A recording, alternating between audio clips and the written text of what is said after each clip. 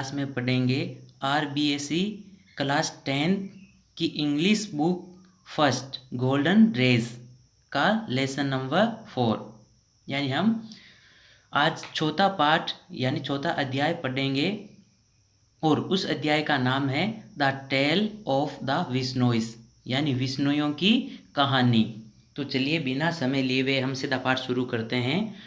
Today Marwar is a treeless waste of sand and rocks. तो ये कह रहा है टुडे यानी आज, ट्री लेस यानी वृक्षहीन, बिना वृक्षों का, वेस्ट, वेस्ट का मतलब है बर्बाद या बचा हुआ, लेकिन यहाँ पर मतलब है बंजर। वेस्ट का यहाँ मतलब है बंजर। सैंड यानी रेत और रॉक्स यानी चट्टान। तो पहली लाइन का मतलब हो गया आज मारवाड़ रेत और चट्टानों की वृक्षहीन बंजर भूमि है। आज जो मारवाड़ है उसमें केवल आपको रेत, चट्टाने और वृक्षहीन बंजर भूमि मिलेगी, यानी बिना वृक्षों की और वो भी बंजर भूमि मिलेगी। द ओनली ग्रोइंग थिंग्स, यहाँ जो उगने वाली चीज़ें हैं, थिंग्स यानी चीज़ें और ग्रोइंग यानी जो उगने वाली या जो बढ़ने वाली जो चीज़ें हैं, यहाँ पर क्या क्या चीज़ें उगती है। आर थ्रोनी सर्ब्स, थ्रोनी यानी कांटेदार और सर्ब्स यानी झाड़ियाँ। तो यहाँ पर केवल कांटेदार झाड़ियाँ उगती है और उसके साथ में ए फ्यू टफ्ट, टफ्ट का मतलब है गुच्छे, और यहाँ कुछ घास के छोटे मोटे यानी शॉर्ट रफ ग्रास, यानी यहाँ कुछ छोटी मोटे घास के गुच्छे। एंड एन ओकेजनल स्टैंडर्ड बेर और बबूल, ओकेजनल यानी संयोगवश, और यहाँ संयोगवंश स्टैंडर्ड यानी अविकसित, यानी बहुत बड़े नहीं, छोटे छोटे, और यहाँ पर अर्धविकसित बेर और बबूल के वृक्ष पाए जाते हैं या उगते हैं। तो यहाँ तक का मतलब हो गया आज मारवाड़ रेत और चट्टानों की वृक्षहीन बंजर भूमि है और यहाँ पर उगने वाली चीज़ें केवल कांटेदार झाड़ियाँ, छोटी मोटी घास के गुच्छे और संयोगवश अर्धविकसित बेर और बबूल के वृक्ष पाए जाते हैं। बट इनक्रेडिबली यू कैन, लेकिन इनक्रेडिबली यानी अविश्वसनीय रूप से, लेकिन इसी क्षेत्र में तुम अविश्वसनीय रूप से देख सकते हो। इवन इन दिस डेजर्ट, इस रेगिस्तान में, यानी लेकिन तुम अविश्वसनीय रूप से इस रेगिस्तान में देख सकते हो क्या चीज। Come across the old village with groves of well grown khejri trees. Old village यानी एकल गांव, यानी एक गांव। ग्रोज यानी होता है कुंज, वैसे तो ये कुंज का मतलब घर भी होता है, लेकिन कुंज किसे कहते हैं, एक ही स्थान पर बहुत ही अधिक मात्राओं में वृक्षों का होना, वो कहलाता है वृक्षों का कुंज। तो ये कह रहा है कि एक ऐसा भी गांव था इस रेगिस्तान में जहां बड़े बड़े यानी वेल ग्रोन खेजरी ट्रीज, यानी एक ऐसा भी गांव था जहां पर बड़े बड़े खेजड़ी के वृक्षों का एक कुंज था, यानी बहुत ही अधिक मात्राओं में एक ऐसा गांव था जहां पर खेजड़ियों के वृक्ष थे। अब इस खेजड़ी के वृक्ष को दिस कजन ऑफ बबूल, यानी ये जो खेजड़ी का वृक्ष है, दिस यानी ये खेजड़ी का जो वृक्ष है ये बबूल का कजन है। कजन का मतलब है चचेरा भाई, अर्थात उसी वंश का या उसी पीढ़ी का। यानी ये जो खेजड़ी का वृक्ष है ये बबूल का कजन है।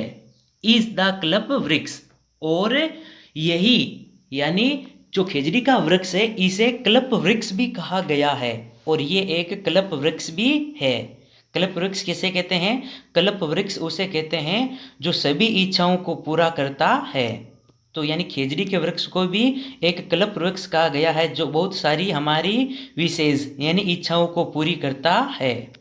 The tree that fulfills all wishes, यानी खेजड़ी का वृक्ष हमारी सभी इच्छाओं को पूरा करता है।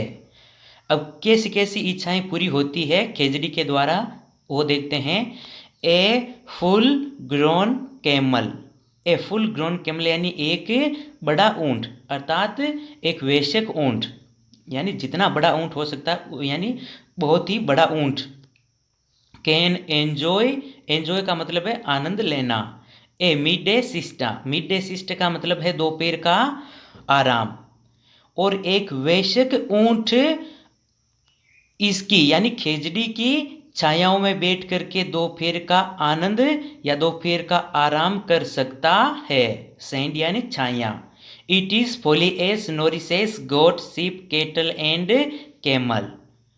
तो चलिए ये तो बात होगी थी उसकी छाया, यानी खेजड़ी की छाया इतनी होती है कि एक वयस्क ऊंट, जैसे जानते हो ऊंट बहुत काफ़ी बड़ा होता है, और इतना बड़ा एक जानवर उसकी छायाओं में बैठ करके आराम से दोपहर का आराम कर सकता है।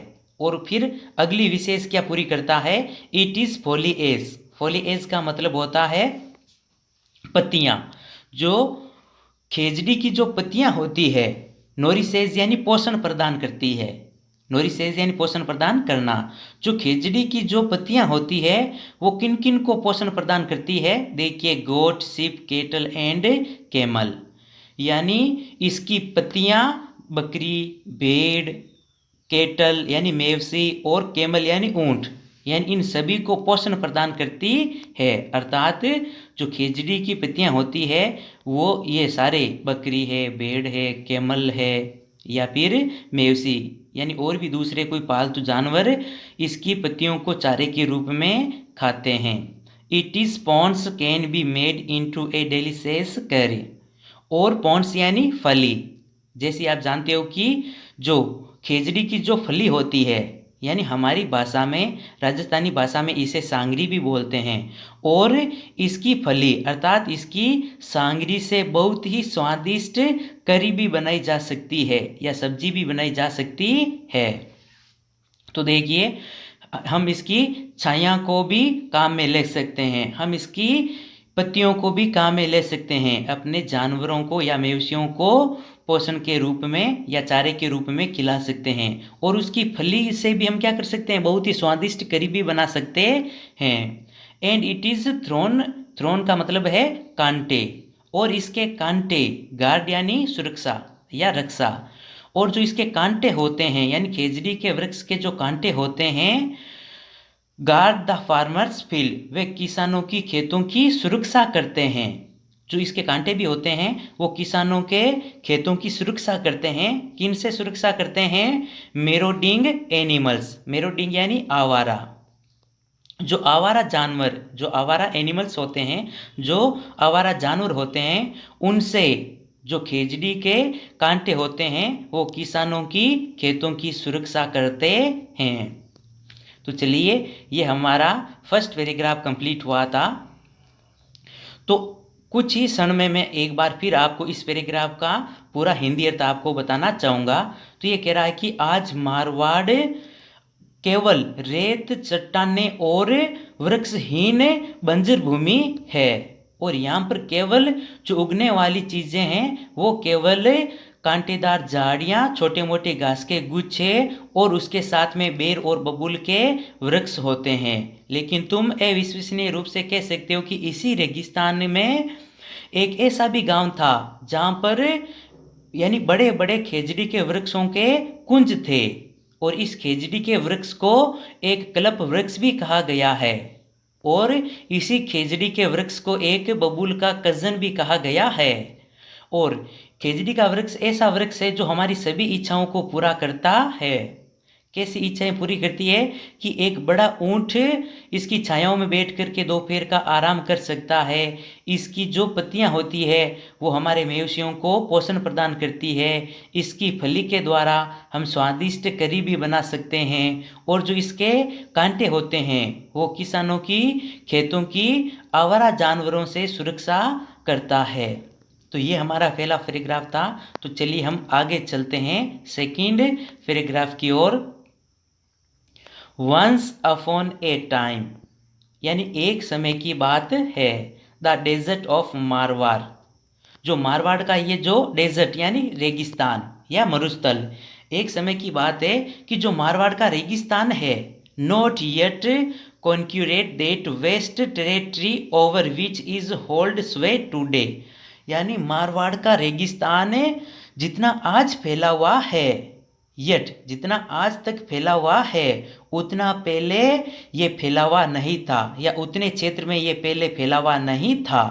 यानी ये कह रहा है कि मारवाड़ में आज रेगिस्तान अधिक है और आज की तुलना में पहले रेगिस्तान कम था। तो क्या ऐसा कारण था कि पहले तो रेगिस्तान कम था और आज ये रेगिस्तान और ज़्यादा फैल गया। अब आगे क्या कह रहा है ये, even though the climate was same as it is today. Today यानी आज, और सेम यानी वैसा, और क्लाइमेट का मतलब है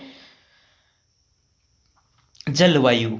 लेकिन जलवायु आज की जैसे ही पहले थी। तो देखिए रेगिस्तान तो बढ़ गया, तो भी इसका कारण क्या था, जलवायु था क्या, तो जलवायु तो नहीं था। यहां पर बता रहा है कि जलवायु तो आज की जैसे ही पहले थी, यानी जलवायु में कुछ बदलाव नहीं हुआ है, पहले की तरह ही आज जलवायु है, लेकिन रेगिस्तान बढ़ गया। तो देखिए पहले क्या था और आज क्या चीज की कमी आई है जिसके कारण रेगिस्तान अधिक बढ़ने लगा, या पहले की तुलना में आज रेगिस्तान अधिक है। तो देखिए यहां पर आपको कारण बता रहा है, the land was covered by 1000 upon 1000 of khejri trees. पहले क्या हुआ करता था, इस मारवाड़ में जो लैंड यानी जो जमीन थी मारवाड़ की, कवर्ड यानी ढकी हुई थी, 1000 अपॉन 1000 हजारों की संख्याओं में, ऑफ खेजरी ट्रीज यानी खेजरी के वृक्षों से। तो ये कह रहा है लेकिन पहले इस मारवाड़ की जो जमीन थी, लैंड थी, वो हजारों की संख्याओं में खेजड़ी के वृक्षों से ढकी हुई थी। यानी यहाँ पर बहुत ही अधिक खेजड़ी के वृक्ष पहले थे। आज भी देखते हैं हम, यहाँ खेजड़ी के वृक्ष तो हैं लेकिन उतने नहीं है, पहले की तुलना में यहाँ खेजड़ी के वृक्ष क्या है, कम है। And there was plenty of ber ker and सांगरी, और यहाँ पर बहुत आई या बहुत अधिक मात्रा में यहाँ पर बेर केर और सांगरी होते। तो जैसे देखिए अगर सांगरी होती तो क्या थे, पहले बहुत अधिक खेजड़ी के वृक्ष, बेर भी होते तो पहले क्या थे, बहुत अधिक यहाँ पर बेर के वृक्ष थे। उसी प्रकार केर के वृक्ष भी अधिक थे, जिसके कारण यहाँ पर केर बेर और सांगरी बहुत अधिक मात्रा में होती थी। देज प्लांस देज प्लेन्स, प्लेन है यहाँ पर, प्लेन्स का मतलब है मैदान। These plains were home to 1000 of antelopes, blackbuck, chinkara and nilgai. यही मैदान यानी यह मैदान हजारों के संख्याओं में, एंटेलोप्स यानी बारहसिंगा, ध्यान रखना जो आपको मीनिंग्स बताई जाती है उनको भी आपको साथ में नोट करना है। ये मैदान हजारों संख्याओं में एंटेलोप्स यानी बारहसिंगा, ब्लैकबक यानी काले हिरन, चिंकारा यानी चिंकारा एंड नीलगाय और नीलगाय, यानी इन्हीं मैदानों में हजारों संख्याओं में बारहसिंगा, काले हिरण, चिंकारा और नीलगाय घुमा करते थे, या नीलगायों के ये मैदान घर हुआ करते थे। यानी आपको इन मैदानों में बहुत ही अधिक मात्रा में बारहसिंगा भी मिल जाते थे, काले हिरण भी मिलते थे, चिंकारा भी मिलते थे और नीलगाय भी मिलती थी। And on this boundary lived the tribal Bhils, और इसी क्षेत्र में भील जनजाति के लोग रहते थे। यानी इन्हीं मैदानों में और इन क्षेत्रों में उन जानवरों के साथ इस क्षेत्र में भील जनजाति के लोग भी रहते थे। तो चलिए ये था हमारा सेकंड पैराग्राफ। अब हम आगे चलते हैं थर्ड पैराग्राफ की ओर।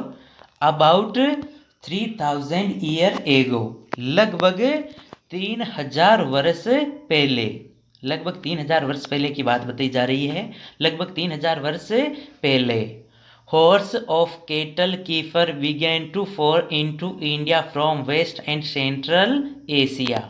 लगभग आज से 3000 वर्ष पहले हॉर्स ऑफ केटल कीपर्स यानी मवेशियों को पालने वाले, बिगेन यानी शुरू हो गए, टू फॉर का मतलब है पलायन करना। हालांकि जैसे आपको पता हो पलायन करने को तो माइग्रेशन बोलते हैं, तो जैसे यानी माइग्रेशन या फॉर सेम ही मीनिंग आपको ध्यान रखना है। यहाँ पर फॉर दिया हुआ तो पलायन, इनटू इंडिया तो वह भारत में पलायन करने लगे। कहाँ से? वेस्ट एंड सेंट्रल एशिया, पश्चिम और मध्य एशिया से। तो ये कह रहा है कि आज से 3000 वर्ष पहले मवेशियों को रखने वाले लोग पश्चिम और मध्य एशिया से भारत की ओर पलायन करने लगे। यानी पश्चिम एशिया से और मध्य एशिया से लोग वहाँ से पलायन करके भारत में आने लगे। Some of them spread into Marwar. Some of them, उनमें से कुछ, जिसे भारत में आने लगे। तो भाई वो भारत में आने लगे तो यानी भारत के अलग अलग प्रांतों में, यानी भारत के अलग अलग क्षेत्रों में वो बसने लगे। और उन्हीं में से कुछ लोग जो बाहर से यानी मध्य एशिया और पश्चिम एशिया से लोग आ रहे थे, वो कुछ उनमें से कुछ लोग मारवाड़ में भी आ गए। स्प्रेड यानी फैल गए, मारवाड़ में फैल गए, वो मारवाड़ में भी आकर के रहने लगे। और जैसे कि हमने देखा था उस समय मारवाड़ में कौन रहते थे? अधिकतर भील जनजाति के लोग। तो जैसे ये कह रहा है वो लोग आए और मारवाड़ में फैले तो क्या हुआ? The Bhils resisted their encroachment. Encroachment का मतलब होता है अतिक्रमण। तो भीलों ने उनके अतिक्रमणों का विरोध किया। रेसिस्टेंट, रेसिस्टेंट का मतलब है विरोध करना। तो भीलों ने, जैसे वो लोग यहाँ आकर के बसे तो भीलों ने उनके अतिक्रमण का विरोध किया। बट लेकिन हुआ क्या था? The invaders had horses and superior weapons.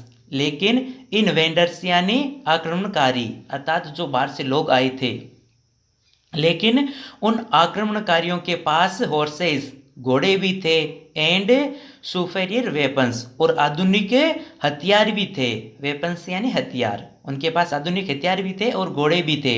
यानी वो इन बिलों यानी बिलों से अधिक क्या थे? प्रबल थे। तो चलिए वो अधिक प्रबल थे तो क्या हुआ था? एंड प्रेटी सोन, और फिर शीघ्र ही उन्होंने took care of the Bhils. Took care का मतलब है काबू में लेना या नियंत्रण में ले लिया। और फिर शीघ्र ही उन्होंने, यानी जो बाहर से लोग आए थे, उन्होंने बिलों पर काबू पा लिया या बिलों को अपने नियंत्रण में ले लिया।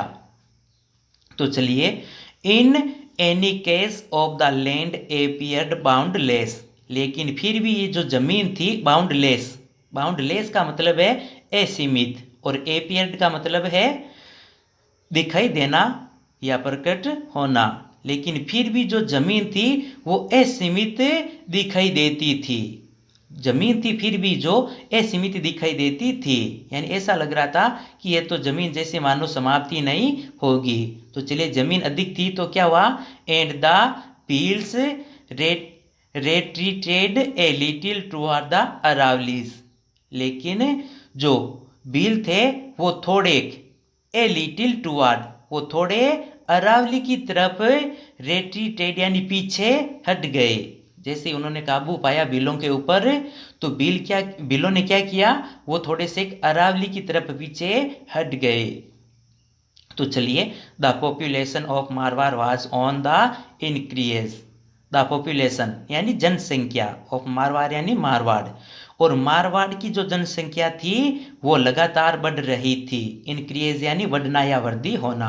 जो मारवाड़ की जनसंख्या में लगातार क्या हो रही थी? वृद्धि हो रही थी, या मारवाड़ की जनसंख्या लगातार बढ़ रही थी। बट एज सेंचुरीज पास्ट, लेकिन शताब्दियां बीत गई। चलिए, अब इसी प्रकार से कुछ शताब्दियां बीत गई। The large herd of cattle began to affect the vegetation. चलिए, तो बड़ी मात्रा में क्या थे? पहले मवेशी थे, यानी भेड़ बकरियों के बड़े बड़े झुंड थे। तो यही ये बात बता रहा है, the large herd of kettle. Large यानी बड़े, हर्ष यानी झुंड, हर्ष का मतलब है झुंड, केटल्स यानी मवेशी, यानी मवेशियों के बड़े बड़े झुंड। इफेक्ट द वेजिटेशन, वेजिटेशन का मतलब है वनस्पति, और इफेक्ट यानी प्रभावित करना। और अब जो मवेशियों के बड़े बड़े झुंड थे वो वनस्पति को प्रभावित करने लगे। The seedling and sapling were grazed. अंकुरित और उगे हुए पौधों को चर लिया गया। अब जैसे कोई छोटा पौधा उगता उनको वे मवेशी चर लेते। अब जैसे आपको पता है कोई छोटा सा पौधा उगा है और उसको अगर आप या कोई जानवर उसको चर लेते हैं तो क्या फिर वो पौधा बड़ा होगा? नहीं। तो had little chance to grow, तो इसलिए उनके बढ़ने के बहुत ही कम चांस थे यानी अवसर थे, इसलिए अब नई कोई वनस्पति वहाँ पनपती नहीं। क्यों? जैसे ही कोई पौधा उगता उनको वे मवेशियों के द्वारा चर लिया जाता था। Invaders and the travel wheels found less and less to sustain themselves. आक्रमणकारी और भील जनजाति के लोगों ने अपने आप को अब मुश्किल में पाया। अब सभी को लग रहा था, भीलों को भी लग रहा था और जो बाहर से लोग आए थे, जो आक्रमणकारी आए थे, उनको भी लग रहा था कि हाँ अब हमारे लिए क्या उत्पन्न हो रही है, मुश्किलें उत्पन्न हो रही है।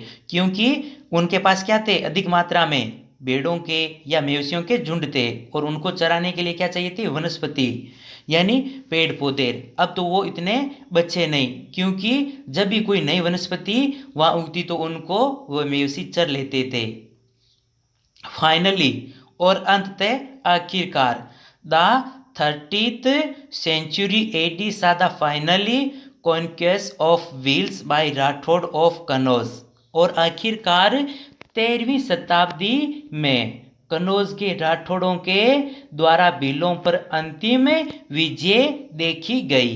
यानी 13वीं शताब्दी में भीलों के और कनौज के राठौड़ों के मध्य क्या हुआ था, एक युद्ध हुआ था और उस युद्ध में कनौज के राठौड़ों ने विजय प्राप्त की थी। और उसके बाद में फिर कभी भी भीलों ने किसी भी अन्य राजाओं के साथ में कोई युद्ध नहीं लड़ा। ये अंतिम युद्ध था भीलों का। The Rajput now ruled the whole of Marwar. और अब पूरे मारवाड़ पर राजपूतों का शासन था। यानी अब जो मारवाड़ पर जो शासन था वो राजपूतों का शासन हो गया। In the year 1451 AD, during the reigns of Rao Jodaji, one of the bravest of the Rathod kings, और सन 1451 ईस्वी के दौरान, ड्यूरिंग यानी दौरान, रेंस ऑफ राव जोधाजी, तो उस समय राव जोधाजी का शासन था। यानी उस समय मारवाड़ पर किसका शासन था, राव जोधाजी का शासन था, जो कि one of the bravest of the Rathore Kings, जो कि राठौड़ राजाओं में से, बहादुर राजाओं में से एक थे। यानी वो राठौड़ों के जो बहादुर राजाओं में से एक राजा थे। कौन थे, राव जोधाजी। कब की बात है ये, 1451 ईस्वी की। An extraordinary child was born in the village of Pimpasar. Extraordinary यानी असाधारण, बोर्न यानी जन्म, और विलेज ऑफ पिंपासर यानी पिंपासर गांव में। और उसी समय के दौरान पिंपासर गांव में एक असाधारण बच्चे का या बालक का जन्म हुआ था। यानी उसी समय के दौरान पिंपासर गांव में एक असाधारण बच्चे ने जन्म लिया। His father was the हेंसमैन Thakur Lohat, और उसके पिताजी का नाम ठाकुर लोहट था। हेड्समैन का मतलब है गांव का मुखिया, जो गांव का मुखिया था। गांव का मुखिया अर्थात हमारी भाषा में यहाँ बोला जाता है सरपंच, यानी वो गांव का मुखिया था। एंड हिज फादर वाज हंसा देवी, और उनकी माता का नाम हंसा देवी था। The boy was called Jambaji, और उस बच्चे को जाम्बाजी के नाम से पुकारा जाता था। एज ए लिटिल बॉय, जब वो एक छोटे बच्चे थे, यानी सब उनको जाम्बाजी के नाम से पुकारते थे। तो यहाँ पर जाम्बाजी आया हुआ है, यानी आपको कहीं पर जाम्बाजी या जाम्बोजी मिलेगा। He was given the task of looking after his father's large herd of cattle and sheep. He was given the task of looking after, task यानी जिम्मेदारी। He was given the task of looking after, looking after का मतलब है देखभाल करना। अब उसको, यानी अब जाम्बोजी को जिम्मेदारी दी गई थी कि क्या जिम्मेदारी दी गई थी, लुकिंग आफ्टर यानी देखभाल करने की। किसकी, his father's large heard, large यानी बड़े, हर्ड यानी झुंड, ऑफ कैटल्स एंड शीप, यानी पिताजी के बड़े मवेशियों के झुंड और भेड़ों के बड़े झुंड की देखभाल करने की जिम्मेदारी फिर यानी उनको, यानी जाम्बोजी को दे दी गई। जब वो थोड़े से बड़े हुए थे तब उनके पिताजी की जो बड़े बड़े मवेशियों के झुंड और जो भेड़ों के झुंड थे उनकी देखभाल करने की जिम्मेदारी फिर जाम्बोजी को दे दी गई थी।